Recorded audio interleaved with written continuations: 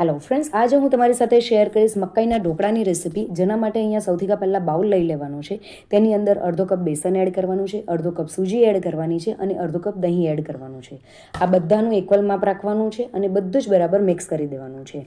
1/4 cup જેટલું પાણી બીજું એડ કર્યું છે. બધું બરાબર મિક્સ કરીને 10 મિનિટ માટે રેસ્ટ આપવાનું છે. ત્યાર સુધીમાં અહીંયા એક મકાઈ લઈ લીધેલી છે. મકાઈને એકમાંથી 2 ભાગ કરી નાખવાના છે અને આ રીતે ચપ્પુની મદદથી તેના બધા દાણા આપણે કાઢી નાખવાના છે. અહીંયા બધા દાણા કાઢી નાખ્યા છે. હવે આ દાણાને આપણે મિક્સર જારની અંદર લઈ લેવાના છે. કપના માપથી જોઈએ તો અહીંયા 2.5 કપ જેટલા મકાઈના દાણા થયા છે. મિક્સર જારની અંદર પાણી એડ કર્યા વગર ચાલુ બંધ કરીને પલ્સ મોડ પર આપણે ગ્રાઇન્ડ કરી દેવાનું છે. હવે આ બાજુ 10 મિનિટ પછી આપણું જે બેટર છે એ પણ બરાબર ફૂલી ગયું છે. તેની અંદર મકાઈ એડ કરી દેવાની છે. તેની અંદર મીઠું, લસણની પેસ્ટ, મરચાંની પેસ્ટ અને આદુને આ રીતે ગ્રેટ કરીને એડ કરી દેવાનું છે. બધું જ બરાબર મિક્સ કરી દેવાનું છે.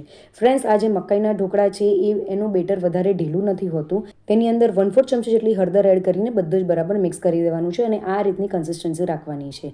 સ્ટીમરની પ્લેટ લઈ લેવાની છે, તેને તેલથી ગ્રીસ કરી દેવાની છે. બેટરની અંદર ઈનો ફ્રૂટ સોલ્ટ એડ કરી દેવાનું છે. ઉપરથી પાણી એડ કરી દેવાનું છે. બધું જ બરાબર મિક્સ કરી દેવાનું છે. હવે સ્ટીમરની પ્લેટની અંદર આપણે બેટર એડ કરી દેવાનું છે. એક વખત આ રીતે હલાવીને તેને ઇક્વલ કરી દેવાનું છે. ઉપરથી લાલ મરચું પાવડર છાંટી દેવાનું છે. અહીંયા સ્ટીમર પહેલેથી જ ગરમ કરવા માટે મૂકી દીધું હતું. તેની અંદર પ્લેટ મૂકી દેવાની છે અને 10 મિનિટ માટે સ્ટીમ કરવાનું છે. 10 મિનિટ પછી આપણા ઢોકળા એકદમ પરફેક્ટ થઈ ગયા છે તો એને કાઢી લેવાના છે. એને ઠંડા થવા દેવાના છે. ઉપર આપણે વઘાર એડ કરવાનો છે તો 2 ચમચી તેલ, તેની અંદર રાઈ એડ કરવાની છે, તલ એડ કરી દેવાના છે અને તેની અંદર હિંગ એડ કરી દેવાની છે. આ બધા જ વઘારને આપણે ઢોકળાની ઉપર એડ કરવાનું છે અને ઢોકળાની ઉપર એડ કરતાં પહેલાં તેની ઉપર કોથમીરના પાન એડ કરીને ત્યાર પછી વઘાર એડ કરવાનો છે, જેથી કોથમીર એ લીલીને લીલી જ રહે છે.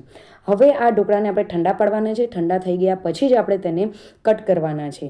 હવે ઠંડા પડી ગયા છે તો આપણે ઢોકળાને કટ કરી લેવાના છે. એકદમ ઇઝીલી કટ થઈ જશે.